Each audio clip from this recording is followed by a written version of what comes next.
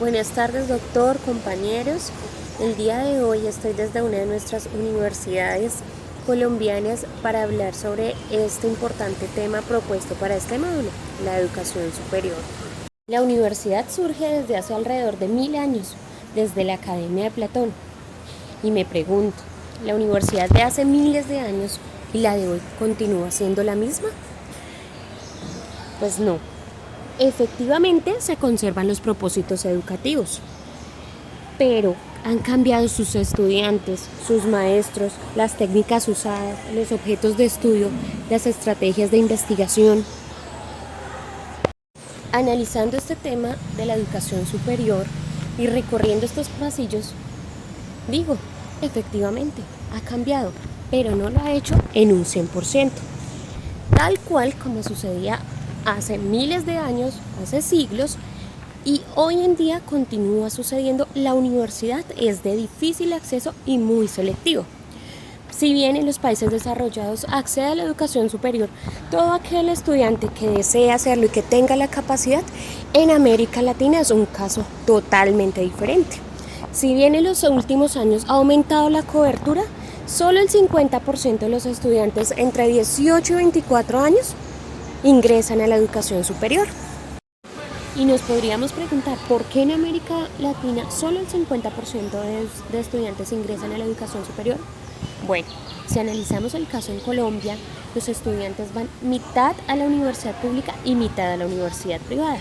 La educación pública tiene una sobredemanda. Muchos estudiantes se presentan, pero únicamente el 10% ingresa a las universidades públicas. Hay estudiantes que pueden pagar universidades privadas y hay otro porcentaje de estudiantes que tienen que trabajar para pagar sus carreras en universidades privadas, lo que a veces se les dificulta para pagar sus matrículas y no pueden continuar sus estudios. Por eso las universidades privadas también han tenido problemas, porque ahí están como se le llaman, los pupitres vacíos, lo que les hace muy difícil para su mantenimiento, para su financiamiento sostenible. Otro aspecto que me parece importante analizar y mencionar es que para acceder a la educación superior, a una universidad pública, a muchas becas, muchas veces depende del resultado que se obtenga en la prueba Saber 11. Si analizamos los resultados que se han tenido desde hace algunos años, evidenciamos que dentro de los 100 mejores colegios no se encuentra ningún colegio público. Aunque antes los colegios públicos eran referentes de calidad, hoy en día es diferente. La educación privada le ha apuntado a temas como el bilingüismo, ha adquirido recursos físicos, tecnológicos, laboratorios, espacios deportivos que han contribuido a las necesidades que tiene la población hoy en día y por ende han obtenido mejores resultados. Pero ¿qué pasa? Estas becas, cupos en las universidades muchas veces se quedan en personas que tendrían toda la posibilidad de pagar universidades privadas, y quienes no pueden hacerlo pues no pueden acceder a estas becas, no pueden obtener estos cupos debido a su bajo desempeño en la prueba Saber. Por eso también el acceso a la universidad también depende mucho de esa educación básica y media. Sin embargo, no nos enfocaremos mucho en estos aspectos, pero se me hace que es bastante importante mencionarlo. Otro de los puntos importantes para analizar son los recursos que ingresan a la universidad pública. La Ley 30 de 1992 definió el presupuesto para la educación y lo fijó sujeto a la inflación. ¿Qué quiere decir?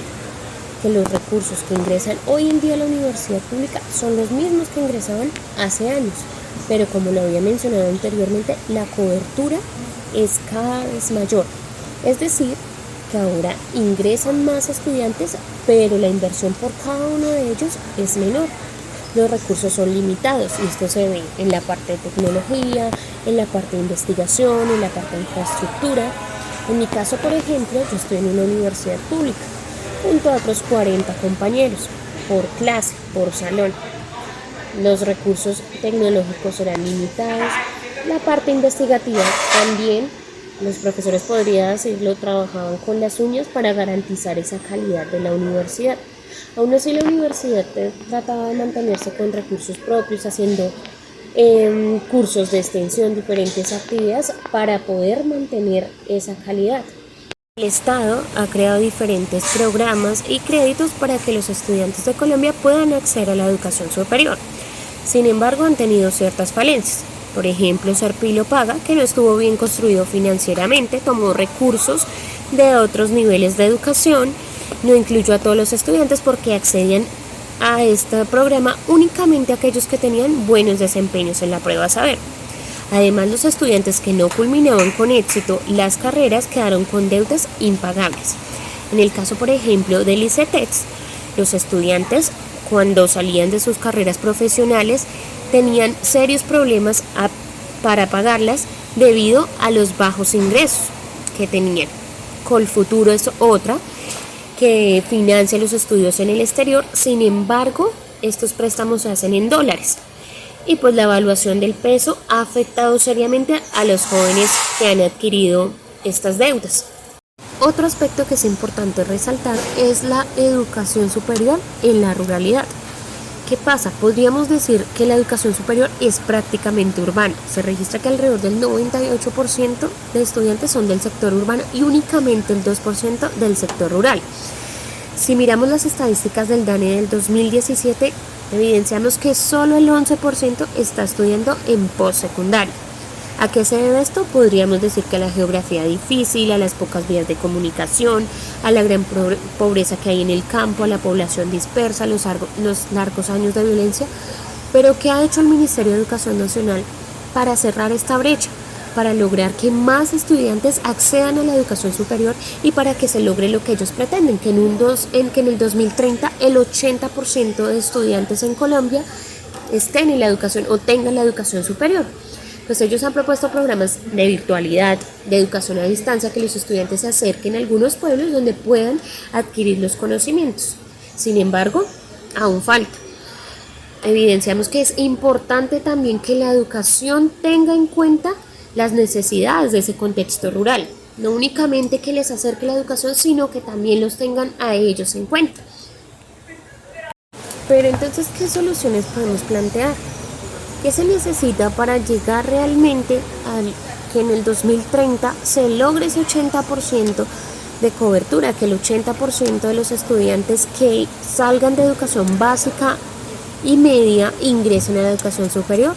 Se necesita definitivamente una renovación en la infraestructura física. Se necesita tener en cuenta las necesidades de los estudiantes, se necesita tener en cuenta el contexto. Se necesita invertir definitivamente en tecnología e investigación. Dar oportunidades de estudios más igualitarios. Programas como Serpilo Paga son importantes implementarlos, pero que todos los estudiantes puedan acceder a ellos.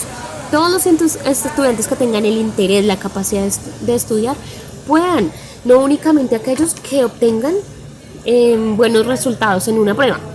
Se necesita apoyo a la demanda con becas, pero ¿cómo deben ser estas becas o préstamos? Deben ser en muy buenas condiciones financieras, que no queden los estudiantes endeudados de por vida.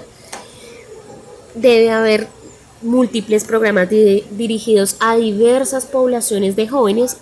Por ejemplo, en la parte rural deberían existir diferentes programas que apunten a ese sector agropecuario.